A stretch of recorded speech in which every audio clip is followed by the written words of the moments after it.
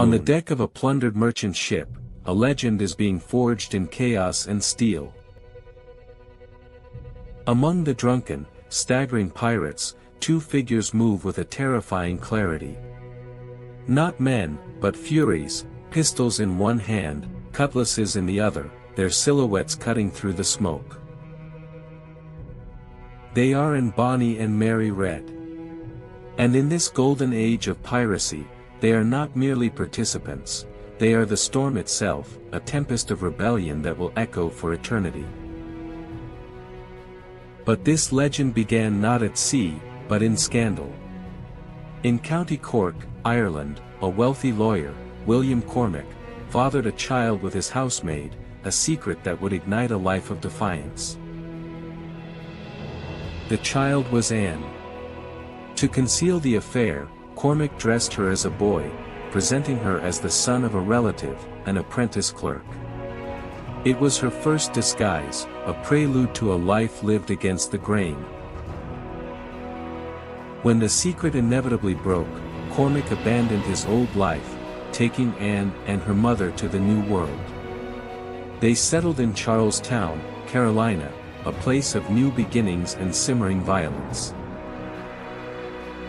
Here, Anne's fiery spirit, once a secret, now burned openly. She was known for a ferocious temper, a will of iron that refused to bend to the expectations placed upon a woman of her time. Her father intended a respectable marriage to secure their social standing. But Anne chose her own path, a path of passion and poverty, marrying a penniless sailor named James Bonny. Disowned and disinherited, Anne followed her husband to the one place in the Caribbean where the dispossessed could find a home. A sun-scorched, rum-soaked island of outlaws, New Providence, Nassau. This was the infamous Republic of Pirates, a fleeting, democratic utopia for those who lived by the creed, a merry life and a short one. For Anne, it was not an end, but a liberation. James Bonny soon proved to be a disappointment, a small-time informant for the governor. Anne, who craved the horizon, found herself tethered to a man who served the masters she despised. It was in this den of rebels and drunkards that she met him. A pirate of flair and notoriety, known for his calico clothing and his command of the sloop, Revenge. His name was John Rackham. Known as Calico Jack, he was more showman than sailor, more charismatic than cunning. But in Anne's eyes, he represented a complete break from her past, a vessel for her own ambition. The affair was immediate and intense. Together, they plotted an escape, not just from James Bonny, but from all forms of terrestrial authority. They would steal a ship and take to the sea. In the dead of night, they commandeered the sloop William. With a hand-picked crew, they slipped their moorings and sailed out of Nassau's harbor, leaving the land and its laws in their wake. And Bonny, the disgraced daughter, the dissatisfied wife, was now a pirate. She had exchanged a cage of colonial respectability for the terrifying freedom of the open ocean. As Anne carved her path, another woman's story was unfolding in parallel, forged in the same crucible of deception and defiance. This was the story of Mary Red. Born in secret in England, Mary's life began with a lie. To secure an inheritance from her late son's grandmother, Mary's mother disguised her as her deceased older brother. The disguise, intended to be temporary, became her identity. As Mark Red, she found a freedom unavailable to women. She enlisted in the British Army, seeking fortune and adventure in Flanders. She proved to be a capable soldier, brave in battle, earning the respect of her comrades. But beneath the uniform and the male persona, a hidden heart longed for connection. She fell in love with a Flemish soldier. In a profound act of trust, she revealed her secret, her true identity as a woman. Her love was returned, and they resolved to leave the army and marry. For a brief, idyllic period, they lived as husband and wife, running a tavern near the castle of Breda called the Three Horseshoes. It was a fragile peace in a violent world. But fate is a cruel author. Her husband died suddenly, a fever stealing their future. Widowed and penniless, Mary was forced to don the disguise of Mark Red once more and rejoin the military. The wars in Flanders ended, leaving Mark Red without a commission. She boarded a ship bound for the West Indies, hoping for a new start. The ship, however, would never reach its destination. It was beset by pirates. Outgunned and outmaneuvered, the crew quickly surrendered. Mark Reed, the English veteran, was among those captured and pressed into service. Though forced into the life, her military skills made her a valuable asset. She could handle a sword, a pistol, and the complex rigging of a ship. She was a pirate, whether by choice or by chance. After a series of captures and pardons, Mark Red eventually found herself in New Providence. There, she accepted the king's pardon but soon fell in with a new crew, one commanded by Calico Jack. Aboard the Revenge, she served alongside the other men, her identity a perfect secret. She was known as a capable, if quiet, young sailor, quick-tempered and deadly in a fight. And on that same ship sailed another person living a double life. Not a woman disguised as a man, but a pirate captain's lover, a woman who fought and drank and swore like any man on board. Two lives, forged in deception and hardened by adversity, were now on a collision course. Aboard a single pirate sloop, in the heart of the Caribbean, two of history's most formidable women were about to meet. Aboard the Revenge, a strange dynamic began to form. And Bonny, openly a woman, found herself drawn to the quiet, competent young sailor known as Mark Red. She admired Mark's skill and courage, qualities she found lacking in many of the other men, including, at times, Calico Jack himself. A friendship, built on mutual respect, began to blossom. Calico Jack, however, saw this closeness through a different lens. Consumed by a jealous rage, he suspected his lover was having an affair with the young sailor. One night, he burst into Anne's cabin, cutlass drawn, ready to kill her young suitor. He found Anne and Mark alone, deep in conversation. To save both their lives and de-escalate the situation, Anne signaled to her friend. It was time for the secret to be revealed. Mark Reed, to the shock of Calico Jack, opened her shirt to reveal she was a woman. The secret was out. Mary Red, the veteran soldier, was no man. The jealousy vanished, replaced by a profound sense of awe. Jack now had not one, but two of the most capable pirates in the Caribbean on his crew. Mary, in turn, confessed her own story. Of the army, of her lost love, of a life spent in disguise.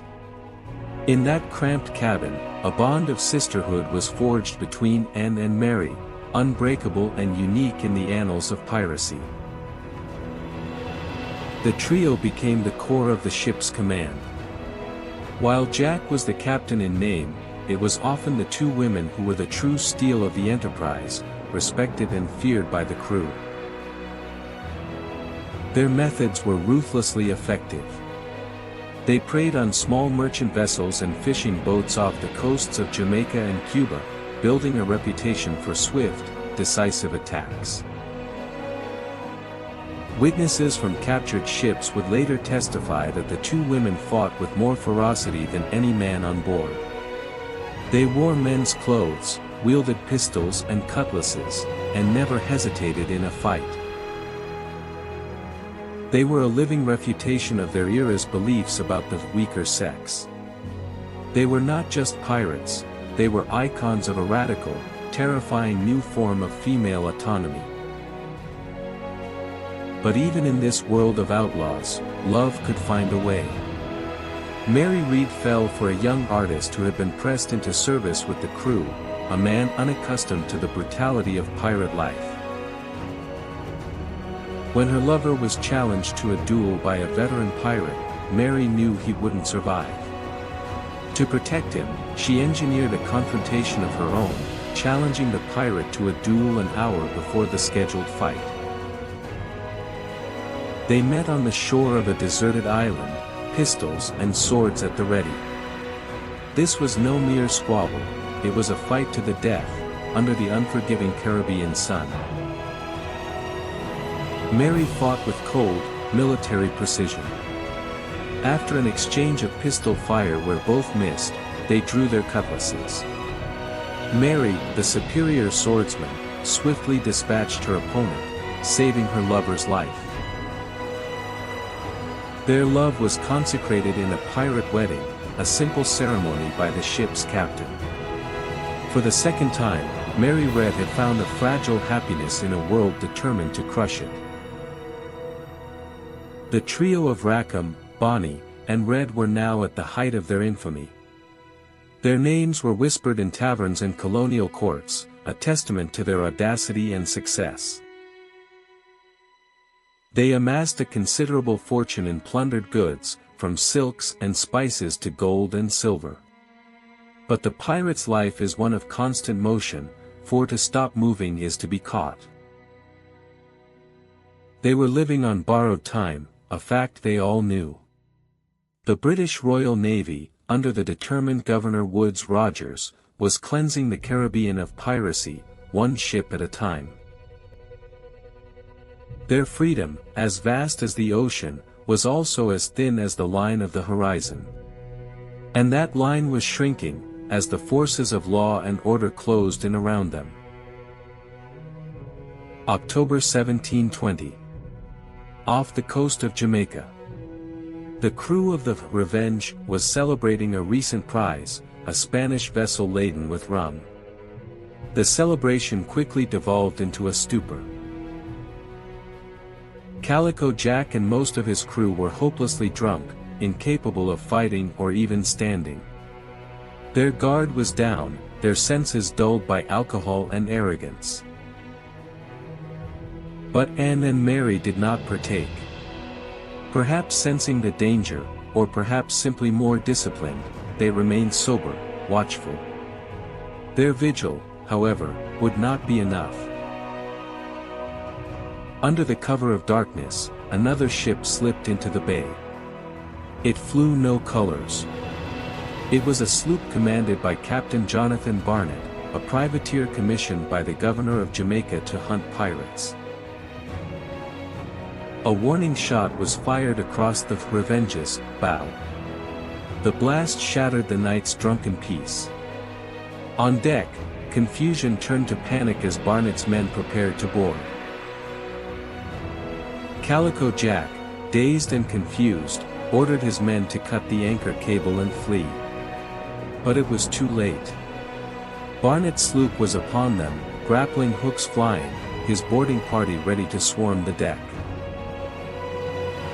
As the privateers swarmed the deck, the male pirates, including their captain, offered no resistance.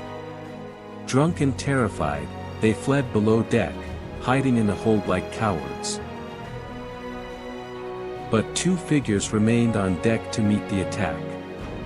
And Bonny and Mary Red. Enraged by the cowardice of their crewmates, they decided to make a final, desperate stand. They fought like cornered tigers, a whirlwind of pistol fire and flashing steel. For several minutes, two women held off a dozen trained men, a testament to their skill and unyielding courage. In her fury, Mary fired a pistol into the hold, screaming at the men to come up and fight like men. But their courage was gone, drowned in rum and fear. The women fought alone.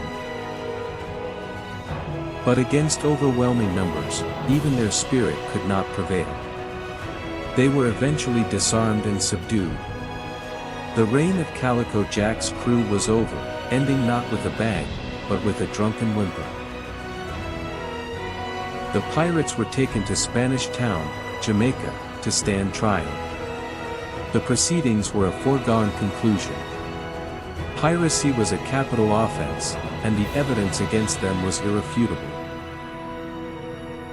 Calico Jack Rackham and the male pirates were swiftly found guilty and sentenced to hang. Their merry life had indeed been a short one. On the day of his execution, Jack was granted a final request, to see and one last time. He hoped for words of comfort, of love, of farewell. He received none. And looked at him not with pity, but with pure contempt for his cowardice.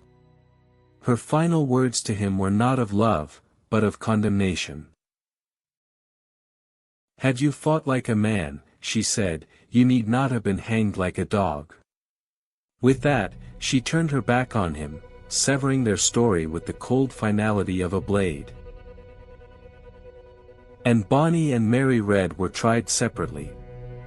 Witnesses testified to their ferocity, their cursing, and their skill in battle. They too were found guilty and sentenced to the gallows. But when the judge asked if they had anything to say, they revealed one final, shocking secret. They both stood before the court and declared, "My lord, we plead our bellies." Both women were pregnant. Under English law, an unborn child could not be punished for the sins of the parent.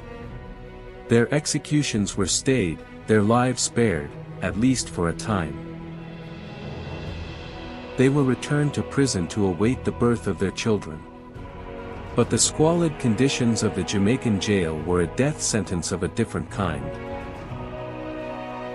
Mary Red, the soldier who had survived battles and duels, succumbed to a violent fever in that wretched place.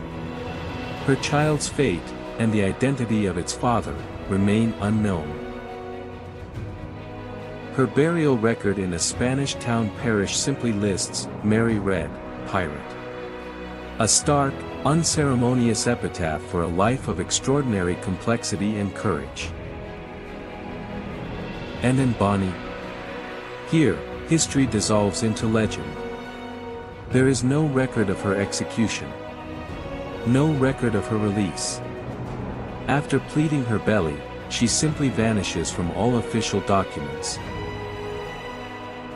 Did her wealthy father ransom her from the gallows? Did she escape and resume a life of piracy under a new name?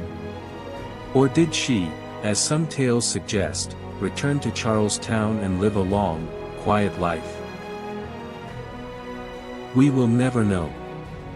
Her fate remains one of history's great unsolved mysteries. She stepped off the world stage and into the realm of folklore, a ghost on the tides of time. What remains is not a complete biography, but a powerful, fragmented story. A story of two women who refused to be defined by the world they were born into. They lived by their own rules, on their own terms, in an age when women were property. They chose the sword over the needle, the deck of a ship over the drawing room. Their story is a testament to the eternal human desire for freedom. A reminder that history is filled with those who dared to draw their own maps, and to sail beyond the edges of the known world.